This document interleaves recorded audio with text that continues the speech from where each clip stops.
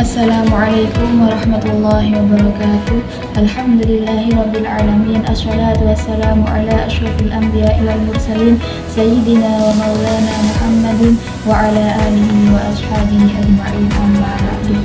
Yang saya hormati pengasuh Pondok Pesantren Zaidul Hasan Genggong, yakni Kiai Haji Muhammad Hasan Mutawakkil 'alallah SHMM, dan yang saya hormati Rektor Universitas Islam Zainul Hasan Genggong, yakni Bapak Dr. Abdul Aziz BAMAG, dan yang saya hormati dosen pengampu mata kuliah pengantar sejarah peradaban Islam, yakni Ustadzah Nining Winarsi MTD, dan yang saya hormati teman-teman Tadris Ilmu Pengetahuan Sosial angkatan 2023.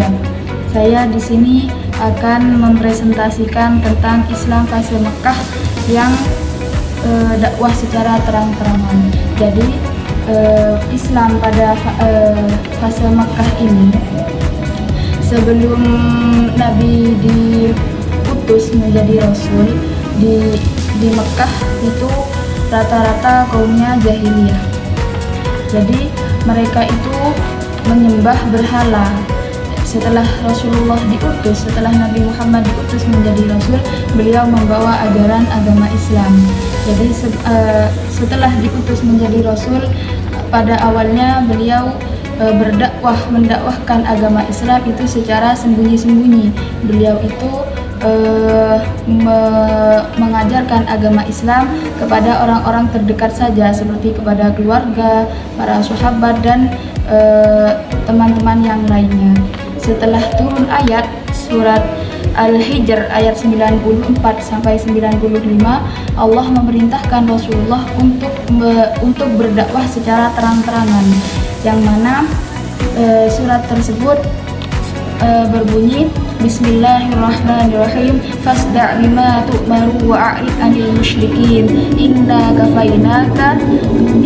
kafainakal mustahzi'in, yang artinya, maka sampaikanlah apa yang telah diperintahkan kepadamu dan jauhilah orang-orang musyrik. Sesungguhnya cukuplah kami yang memeliharamu atau menjagamu dari orang-orang yang memperolok-olok dirimu. Jadi ayat Al-Hijr ayat 94 sampai 95 ini menunjukkan bahwa Allah telah memerintahkan Rasulullah untuk berdakwah terhadap seluruh umat. Jadi sudah diperintahkan untuk berdakwah secara terang-terangan, tidak sembunyi-sembunyi lagi. Jadi setelah Rasulullah berdakwah secara terang-terangan, beliau mendapatkan berbagai macam permasalahan, diperolok, kemudian digunjing, dimusuhi, dan dikirimi berbagai macam masalah. Karena apa? Karena orang-orang jahiliyah yang sebelumnya menyembah berhala, mereka itu menganggap ajaran Rasulullah ini tidak baik. Setelah Rasulullah berdakwah secara terang-terangan, orang-orang Quraisy itu sangat menentang terhadap ajaran Rasulullah, karena ada beberapa faktor-faktor orang Quraisy itu menentang agama Islam. Di antaranya, yang pertama itu mereka tidak dapat membedakan antara kenabian dan kekuasaan. Jadi mereka menganggap bahwa Rasulullah berdakwah Islam, mendakwahkan agama Islam itu ingin menguasai Mekah, seperti itu. Jadi mereka itu tidak bisa membedakan antara kekuasaan dan kenabian, menganggap Rasulullah berdakwah itu karena untuk menguasai Mekah. Yang kedua, Rasulullah menyeru kepada bangsawan dengan hamba sahaya. Jadi Rasulullah itu setelah banyak orang-orang yang percaya terhadap agama Islam, banyak yang menganut agama Islam, kemudian Rasulullah itu memerintahkan orang-orang yang rendah, maksudnya orang-orang biasa, untuk menyerukan agama Islam kepada orang-orang bangsawan, sehingga orang-orang Quraisy itu tidak menerima ajaran Islam.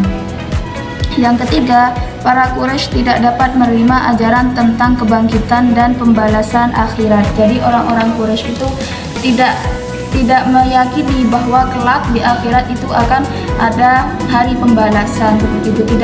mereka tidak percaya bahwa akan ada hari kebangkitan dan hari pembalasan di akhirat. Mereka tidak mempercayai ajaran Rasulullah. Yang keempat, takkid kepada nenek moyang adalah kebiasaan yang berkah rizki, yang berakar rizki. Jadi mereka menganggap bahwa ajaran dari nenek moyang mereka, ajaran untuk menyembah berhala itu adalah hal yang baik. Bahkan itu mendapatkan rizki, menjadi pintu mereka mendapatkan rizki seperti itu. Karena apa?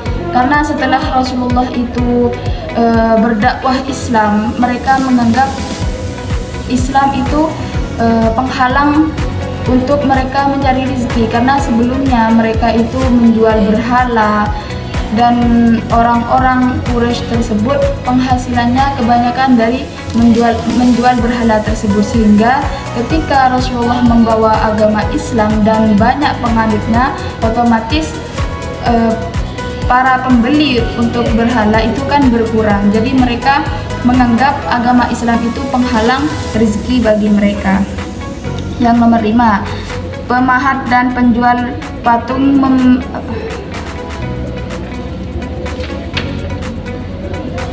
pemahat dan penjual patung memandang Islam sebagai penghalang rezeki.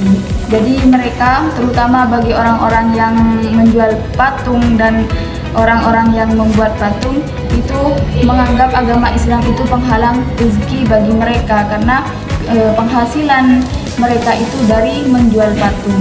Sehingga ketika orang-orang banyak yang menganut agama Islam, patung-patung mereka sudah menurun orang-orang yang membeli, karena mereka menganggap Islam itu agama yang ragu, karena tidak Tuhannya itu tidak tampak seperti itu. Cukup sekian dari saya, kurang lebihnya mohon maaf. Wabillahi taufiq wal hidayah wa birridha wal inayah. Assalamualaikum warahmatullahi wabarakatuh.